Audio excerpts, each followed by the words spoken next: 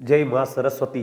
नमस्कार मित्रों, मैं हनुमान सोनी, एचपीएस एजुटेक। दोस्तों, 2 दिन से आपको शायद क्लास नहीं मिल रही थी क्योंकि थोड़ा समय का अभाव था साथियों, थोड़ा ऑफलाइन में बिजी है अभी, इसलिए थोड़ा ध्यान रहे। एचपीएस एजुटेक यूट्यूब चैनल पर आपका तहे दिल से स्वागत करता हूं और उम्मीद करता हूं साथियों कि मेरा पढ़ाया हुआ थोड़ा मात्र भी दोस्तों, अगर हम 100% को एक आंकड़ा माने तो उस 100% में से अगर आपको 1% भी अगर आपके सहायक हो सके, आपकी हेल्प कर सके, तो इससे ज़्यादा साथियों हमें कुछ नहीं चाहिए। मेरे कुछ भाई बहन कहते हैं कि यूट्यूब से कुछ नहीं होता, वो नहीं होता, जो भी है जिनकी जैसी सोच है। दोस्तों, मैंने तो एक सपना यह देखा था कि हर भाई बहन को एक निःशुल्क में बिल्कुल दोस्तों ऐसा मार्गदर्शन मिल सके जो एक ऑफलाइन बेंच में मिलता है।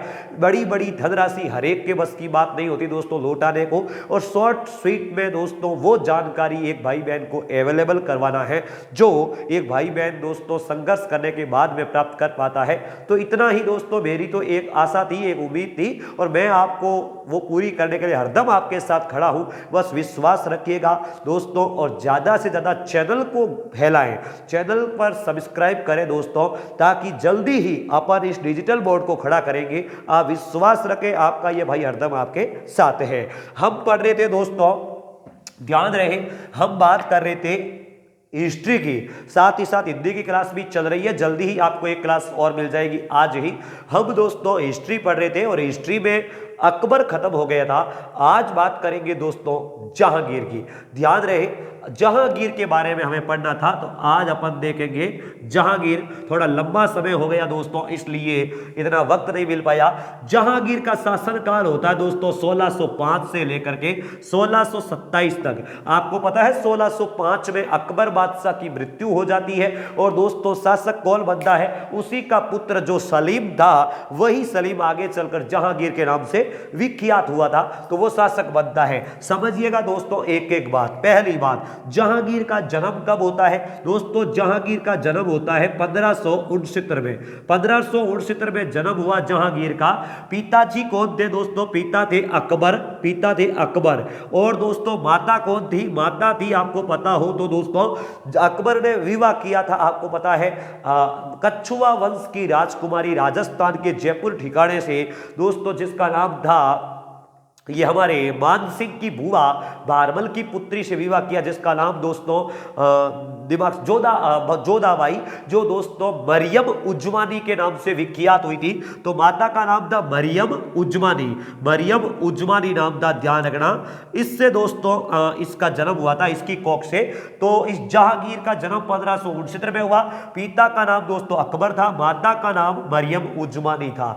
ध्यान रहे मेरे भाइयों, जहांगीर अकबर के लंबे समय तक दोस्तों कोई संतान नहीं हुई थी। तो ध्यान रखना, अकबर हमारे अजमेर में जो ख्वाजा मोइनुद्दीन चिश्ती की दरगाह है, उस पर जियारत करने यानी यात्रा करने आया करते थे, और दोस्तों कई बार उन्होंने यात्राएं भी की।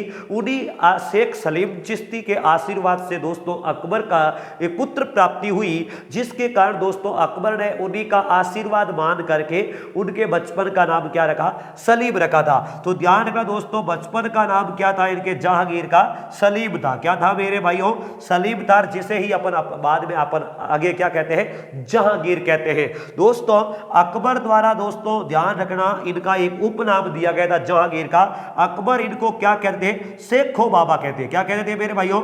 शेखो बाबा कहता था। अकबर जहांगीर को शेखो बाबा के नाम से जानता था। दोस्तों ध्यान रहे, जहांगीर जो है, जब राज्याभिषेक हुआ दोस्तों, जहांगीर का राज्याभिषेक जो हुआ था, शायद आपको नहीं दिखाई दे रहा होगा, आवाज पर ध्यान दें। जहांगीर का राज्याभिषेक कब हुआ दोस्तों?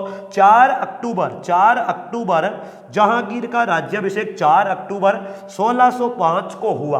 और जब दोस्तों जहांगीर राजगद्दी पर बैठा था, तो दोस्तों जहांगीर का नाम क्या था? नूरुद्दीन, ध्यान रहे, नूरुद्दीन मोहम्मद जहांगीर, नूरुद्दीन मोहम्मद जहांगीर बादशाह गाजी की उपाधि धारण करके मेरे भाइयों ये क्या किया था, राज्याभिषेक हुआ था। ध्यान रखना, जहांगीर का जब राज्याभिषेक जो हुआ वो उसकी उपाधि किस नाम से बादशाह बना दोस्तों, नूरुद्दीन मोहम्मद जहांगीर बादशाह गाजी। मुगल काल में बादशाह कहलाते थे दोस्तों, गाजी की उपाधि धारण करते थे और नूरुद्दीन ये इनका मुख्य नाम की उपाधि हुआ करती थी। तो इस नाम से दोस्तों आगे चलकर अपन यह जहांगीर के परिचय में दोस्तों बसती है मृत्यु।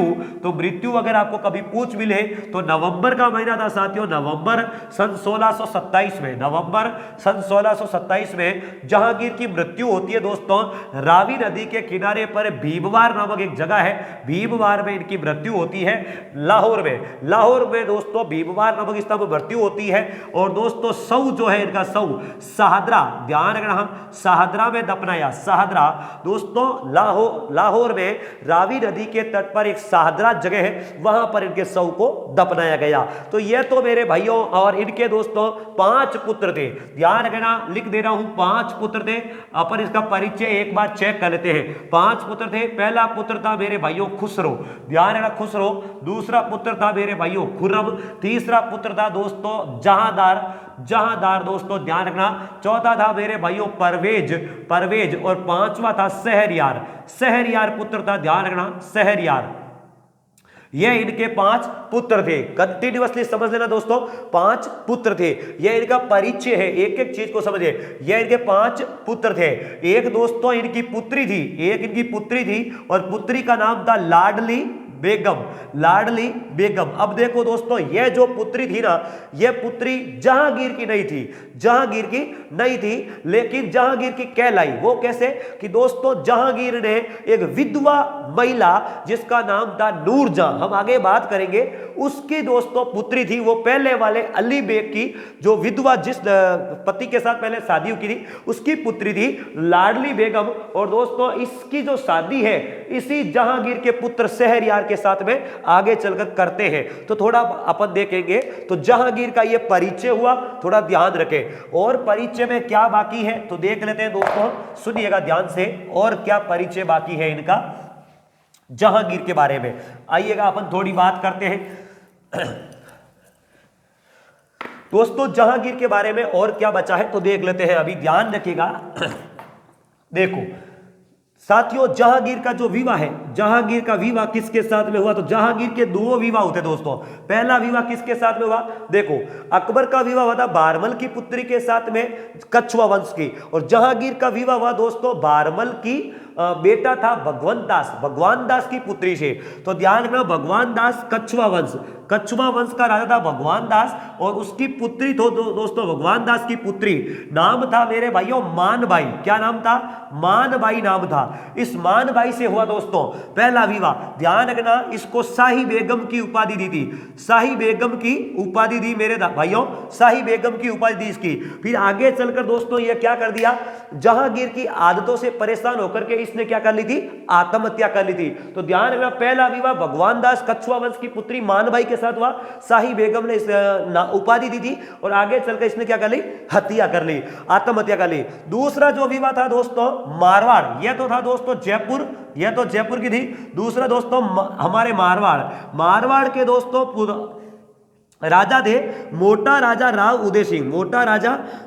उदय सिंह, ये नाम था। ध्यान रखना, मोटा राजा राव उदय सिंह था। और इनकी पुत्री थी दोस्तों, ये पूरा नाम है मोटा राजा राव उदय सिंह। इनकी पुत्री जो थी दोस्तों जगत गोसाई, ध्यान रखना जगत गोसाई दोस्तों, इस जगत गोसाई से इनका विवाह हुआ, जिनसे चलकर के आगे दोस्तों पुत्र प्राप्ति हुई थी शाहजहां के नाम से। तो ध्यान रखना, जगत गोसाई थी दोस्तों, यह विवाह मारवाड़ के मोटा राजा राव उदय सिंह की पुत्री से हुआ था। तीसरा विवाह दोस्तों, ध्यान रखना, तीसरा विवाह, ये 2 तो आपके सामने हो गया।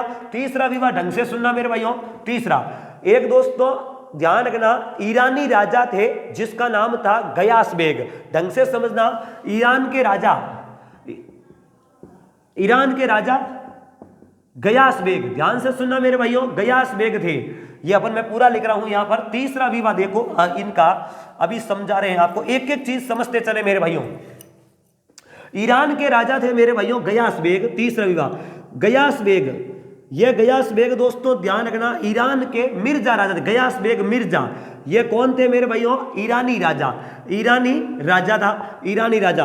और इनके दोस्तों एक पुत्री हुई, इस पुत्री का नाम क्या था? मेरुनिसा। वास्तविक नाम था मेरुनिसा, ध्यान रखना मेरुनिसा नाम था दोस्तों इसका, मेरुनिसा। इस मेरुनिसा से दोस्तों पहले विवाह किसका हुआ था? ध्यान रखना शेर अफगान दोस्तों शासक था अली बेग। अली बेग से क्या हुआ? विवाह हुआ। पहले दोस्तों इसका विवाह किसके साथ हुआ था? देखो ध्यान से सुनना, इस गयास बेग मिर्जा और इसकी पत्नी कौन थी साथियों? ध्यान रखना इस गयास बेग की पत्नी जो थी ना वो थी अस्मत बेगम। क्या नाम था? अस्मत बेगम नाम था। इससे दोस्तों इन दोनों के मिलन से ये पुत्री हुई मेरुनिसा, जिसका विवाह हुआ था शेर अफगान अली बेग के साथ में। ध्यान रखना थोड़े समय बाद में ये अली बेग क्या हो जाता है? मर जाता है। तो दोस्तों एक नौरोज का त्योहार होता है पारसियों में, उस नौरोज के त्योहार में इस जहांगीर ने क्या किया? इस मेरुनिसा को देख लिया, ये विधवा थी। तो दोस्तों इससे क्या कर लिया? 1611 में दोस्तों इससे शादी कर ली। क्या कर लिया? विवाह कर लिया मेरुनिसा से जहांगीर ने 1611 में। और 1613 में दोस्तों ध्यान रखना इसको एक उपाधि दे दी। क्या उपाधि दी? नूरजहां या नूर महल की उपाधि दी। और दोस्तों इसका नामकरण कर दिया बादशाह बेगम नाम कर दिया। ध्यान रखना बादशाह बेगम। दोस्तों ये ध्यान रखना 1611 में तो विवाह किया, 1613 में नूर महल कर दी। और दोस्तों ये गयास बेग जो थे इनको उपाधि दी थी एतमादु दौला की उपाधि दी। ध्यान रखना एतमादु दौला की उपाधि दी थी इस हमारे जहांगीर ने। ध्यान रखना गयास बेग को उपाधि दी एतमादु दौला की। सुनिएगा दोस्तों एक एक लाइन में वापस बोल रहा हूं। तीसरा विवाह हुआ था ईरान के मिर्जा राजा थे गयास बेग, उनकी पुत्री थी मेरुनिसा जो नूरजहां का वास्तविक नाम था। उससे दोस्तों विवाह हुआ जहांगीर का। और हुआ कब था दोस्तों? 1611 में। यह विधवा थी दोस्तों किसकी? शेर अफगान अली बेग की। अली बेग की मृत्यु हो गई तो ये विधवा थी, इसलिए इनसे विवाह हो गया 1611 में जहांगीर का। क्योंकि जहांगीर इसकी सुंदरता थोड़ा दोस्तों प्रभावित था। और जहांगीर ने क्या किया? इनको देखा दोस्तों नौरोज के एक त्योहार में, तो इनसे विवाह कर लिया। 1613 में इनको एक उपाधि दे दी बादशाह बेगम। और इन्होंने कहा कि तू तो नूरजहां है, नूर महल है। और इसके नाम से दोस्तों चांदी के सिक्के जारी किए इस हमारे जहांगीर ने। जहांगीर का आगे चलकर जो पुत्र होता है शाहजहां, वो शाहजहां मेरे भाइयों इस नूरजहां को 2 लाख रुपए वार्षिक पेंशन देता है। ध्यान रखना नूरजहां का प्रभाव मुगल शासन पर जहांगीर के काल में सर्वाधिक होता है। एक एक बात को दोस्तों याद करके चलना। अब दोस्तों देखो ये गयास बेग जो था इसको उपाधि दी थी एतमादु दौला की। किसने दी साथियों? जहांगीर ने दी। और ध्यान रखना इसी एतमादु दौला के नाम पर दोस्तों नूरजहां ने एक मकबरा बनवाया जिसे दिल्ली में जिसे कहते हैं एतमादु दौला का मकबरा। एतमादु दौला का मकबरा, ध्यान रखना मेरे भाइयों, मकबरा बनवाया एतमादु दौला का मकबरा। इस मकबरे पर दोस्तों ध्यान रखना पहली बार भारत में संगमरमर की जड़ाऊ चित्रकारी हुई जिसे कहते हैं दोस्तों पित्रादुरा। ध्यान से सुनना पित्रादुरा, ध्यान रखना मेरे भाइयों पित्रादुरा। इस पित्रादुरा चित्रशैली का निर्माण पहली बार एतमादु दौला के मकबरे पर हुई हिंदुस्तान के इतिहास में। यह भी आप ध्यान रखेगा। इसी नूरजहां ने साथियों क्या किया? जहांगीर का मकबरा भी बनवाया था। जहांगीर का मकबरा भी बनवाया। दोस्तों ये ध्यान रखना इस नूरजहां की मां थी अस्मत बेगम। इस अस्मत बेगम ने क्या किया था आपको बता दूं दोस्तों, भारतीय इतिहास में पहली बार इत्र बनाने की कला, इत्र ध्यान रखना दोस्तों यहां पर लिख रहा हूं, इत्र जिसे अपन सेंट परफ्यूम कहते हैं, इत्र बनाई थी दोस्तों भरतपुर रियासत में सबसे पहली बार इसी अस्मत बेगम ने भारत में। वो भी आप थोड़ा ध्यान रखिएगा।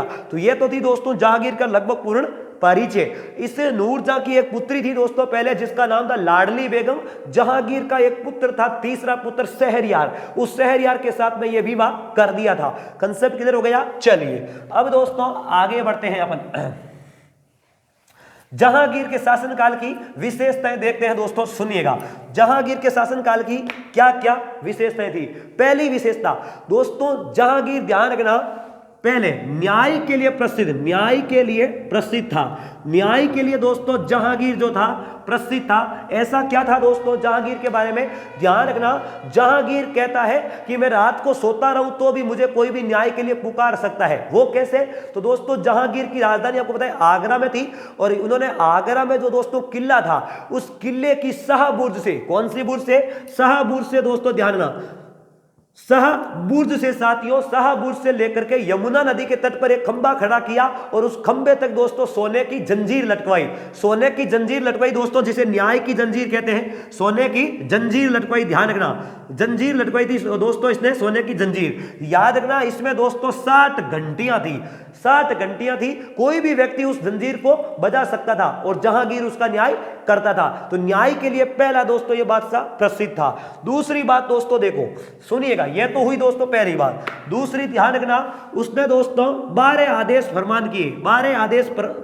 प्रसारित करवाए, 12 आदेश। ध्यान रखना, जहांगीर ने दोस्तों शासन काल को अच्छा बनाने के लिए 12, ध्यान रखना, आदेश प्रसारित करवाए, जिनमें से 2-3 आदेश बड़े प्रसिद्ध हुए।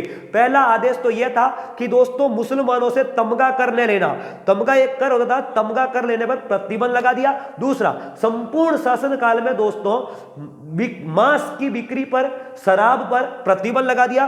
तीसरी, वार में दोस्तों सप्ताह में 2 दिन, रविवार और गुरुवार के दिन क्या कर दिया, पशु हत्या पर रोक लगा दी। ऐसे आदेश जारी करवाए हमारे दोस्तों हमारे इस जहांगीर ने। यह भी बात आप ध्यान रखिए। तीसरी बात दोस्तों देखो, जहांगीर के शासन काल में चित्रकला का स्वर्ण काल, चित्रकला का स्वर्ण काल था दोस्तों। वो कैसे, चित्रकला का स्वर्ण काल, ध्यान से सुना, चित्रकला का स्वर्ण काल था। वो कैसे था दोस्तों देखो, जहांगीर के शासन काल में, हालांकि भित्ति चित्रकला दोस्तों अकबर के शासन काल में शुरू हो गई थी, लेकिन चित्रकला की दृष्टि से जहांगीर का स्वर्ण काल कहलाता है। वो कैसे, सुनिएगा, जहांगीर की किताब है दोस्तों तुजुक ए जहांगीरी।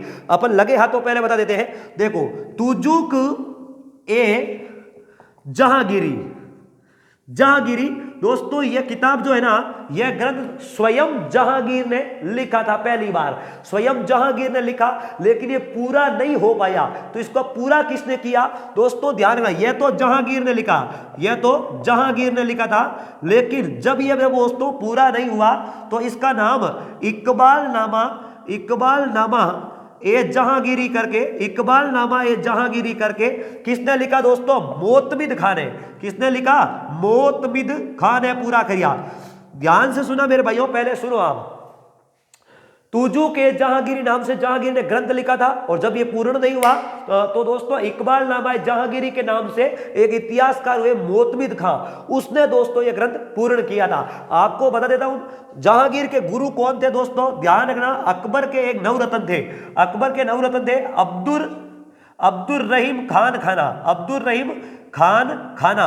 यह दोस्तों ध्यान रखना, सुनना, जहां अकबर के दरबार में एक नवरत्न थे दोस्तों, प्रसिद्ध इतिहासकार अब्दुल रहीम खान खाना, जिसको खान खाना की उपाधि दी हुई थी। अब्दुल रहीम खान खाना मेरे भाइयों जहांगीर के प्रसिद्ध गुरु थे। और जब जहांगीर के पुत्र शाहजहां जब दक्षिणी विजय अभियान प्राप्त करता है तो दोस्तों दक्षिण का वजीर बनाता है इस अब्दुल रहीम खान खाना को। यह भी आप थोड़ा ध्यान रखिएगा। अब देखो मैं आपको क्या बता रहा हूं, सुनिएगा। यह जो दोस्तों तुजुक ए जहांगीरी ग्रंथ है, इस तुजुक ए जहांगीरी ग्रंथ में जहांगीर कहता है, क्या कहता है, चित्रकारी के बारे में, कि दोस्तों कोई भी जीवित व्यक्ति या मृत व्यक्ति के द्वारा चित्र बनाया गया हो तो मैं उसे पहचान सकता हूं कि यह चित्र, जो चित्र बनाया हुआ है यह किस चित्रकार का है।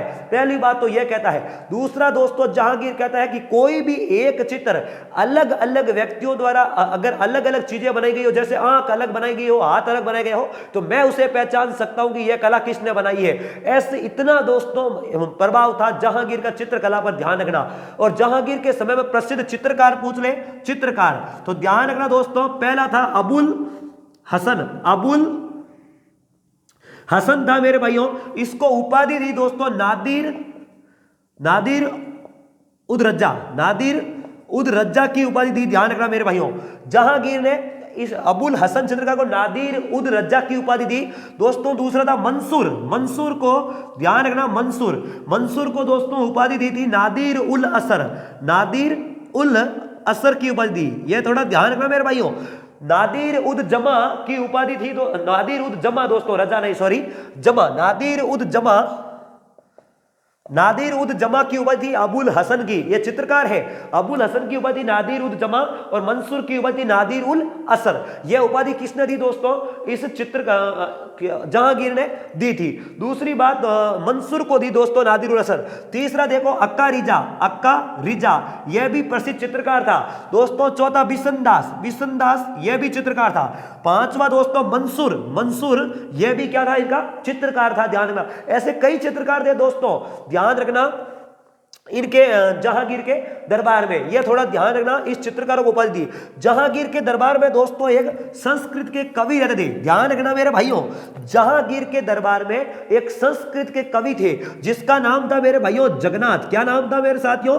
जगन्नाथ नाम था। और जगन्नाथ को पंडित राज की उपाधि दी। क्या दी दोस्तों? पंडित राज की उपाधि दी थी, ध्यान रखना। जहांगीर के कवि इस पंडित राज की उपाधि दी थी दोस्तों, सॉरी जहांगीर ने जगन्नाथ नामक एक संस्कृत के कवि को। तो ये भी बातें आप थोड़ा दोस्तों याद रखिएगा। ऐसे कई बातें हैं दोस्तों, इतिहास पढ़ाने लग जाए तो 4-4 घंटों में एक जहांगीर खत्म नहीं हो पाएगा। लेकिन दोस्तों शॉर्ट समरी में मैं आपको वो बातें बता रहा हूं जो हिंदुस्तान के हर एग्जाम में एक एक फैक्ट के रूप में आती है। मेरा कोई लाल कहता है कि यूट्यूब के माध्यम से कुछ नहीं हो सकता, मैं वादा करता हूं दोस्तों, आप थोड़ा समय देखकर तो देखिए, वो चीज आपको अवेलेबल करवाऊंगा जो यूट्यूब के इतिहास में दोस्तों ऑफलाइन बेंच में होती है। थोड़ा भरोसा तो रखिए इस बंदे पर। चलिए आगे बढ़ रहे हैं साथियों। अब देखो दोस्तों ध्यान से सुनना, जहांगीर के बड़ा पुत्र था खुसरो का विद्रोह हुआ। कैसे हुआ दोस्तों? ध्यान से सुना, खुसरो का विद्रोह 1606। सुनिएगा, जहांगीर का बड़ा पुत्र था दोस्तों खुसरो और दूसरा पुत्र था खुर्रम।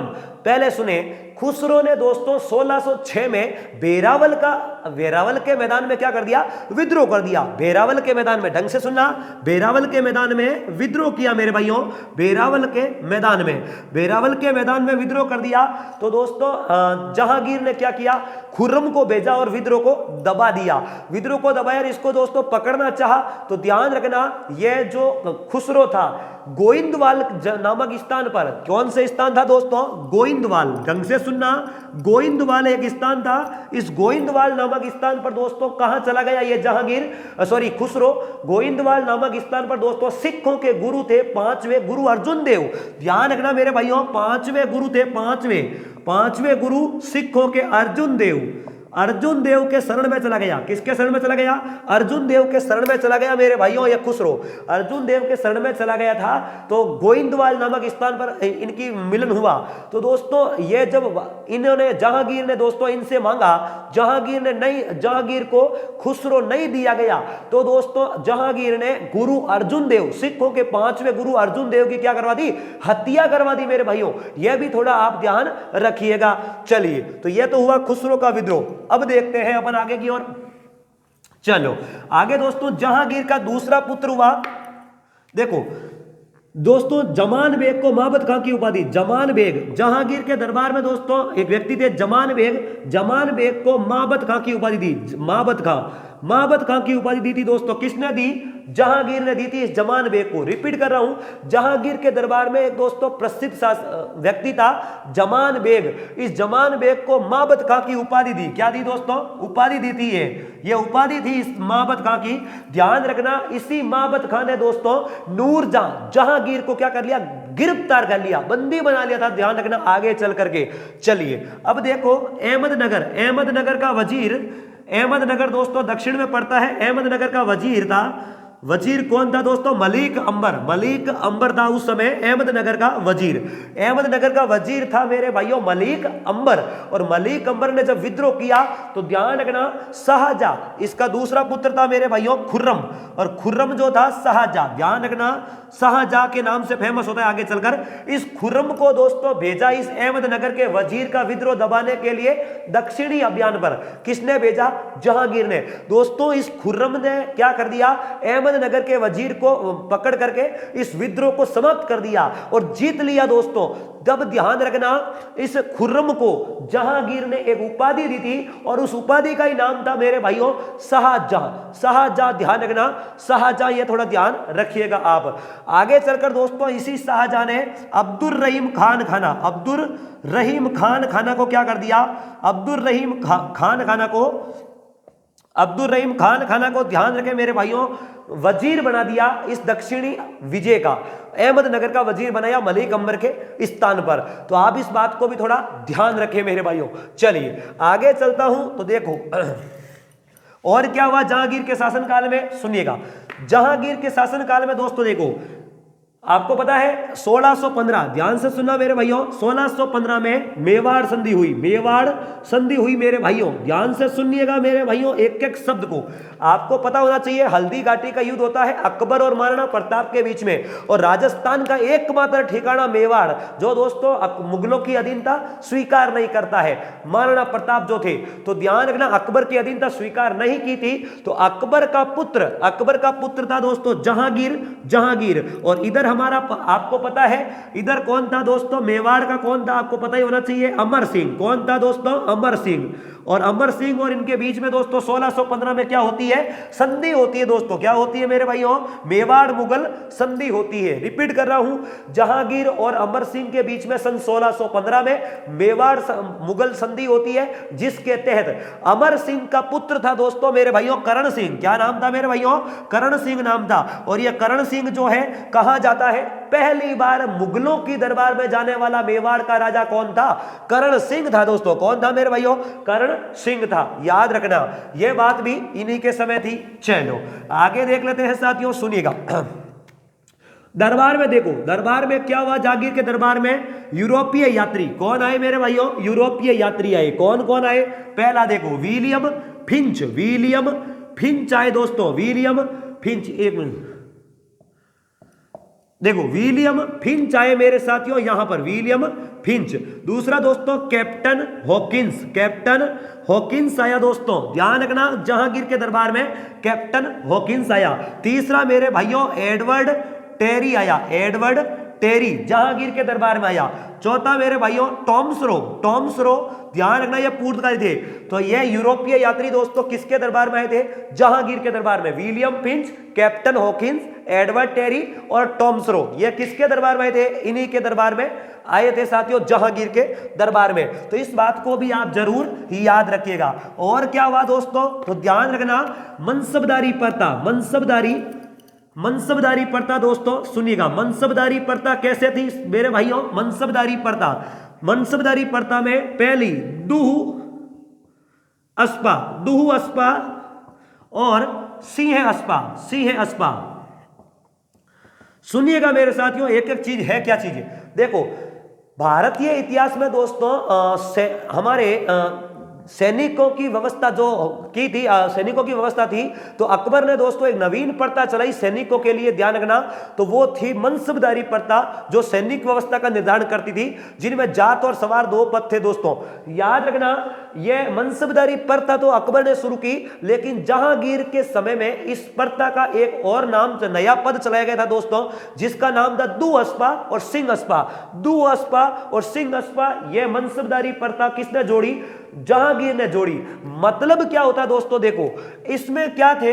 घुड़सवार जो थे ना, घुड़सवार, यानी दू अस्पा पद्धति में जितने घुड़सवार है उतने ही उस सेनापति को क्या रखना थे? जितने घुड़सवार है उतने ही घोड़े रखने हैं। ध्यान से, दू अस्पा का मतलब था जितने घुड़सवार है उतने ही घोड़े रखने हैं, जबकि सिंह अस्पा का मतलब था जितने घुड़सवार है उसके डबल क्या रखने हैं मेरे भाइयों?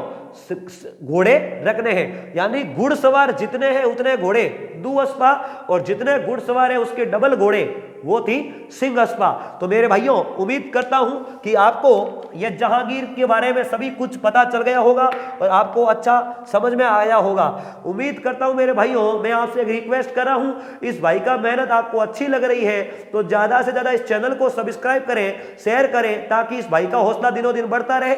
और प्लीज कमेंट करें तो बी पॉजिटिव, ताकि इस सोच को आगे बढ़ाते हुए एक नए इतिहास का दोस्तों नए इतिहास रच सके और आपकी हेल्प कर सके। Thank you very much. पढ़ते रहिए, बढ़ते रहिए और अपने माँ बाप के सपने को साकार करिएगा। धन्यवाद।